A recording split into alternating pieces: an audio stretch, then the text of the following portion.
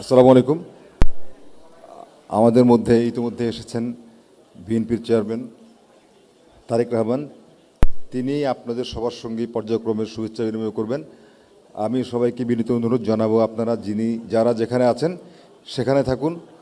উনি প্রত্যেকের সঙ্গেই পর্যায়ক্রমে শুভেচ্ছা বিনিময় করবেন। আপনারা কেউ আসন ছাড়বেন না, যিনি যেখানে আছেন আপনারা সেখানেই বসুন। বিক্রমে শুভেচ্ছা বিনিময় করছেন বিএনপির সম্মানিত মহাসচিব মির্জা ফখরুল ইসলাম আলমগীর। আমাদের সঙ্গে আছেন বিএনপির, আপনারা যারা যেখানে আছেন নিজ নিজ আসনে অবস্থান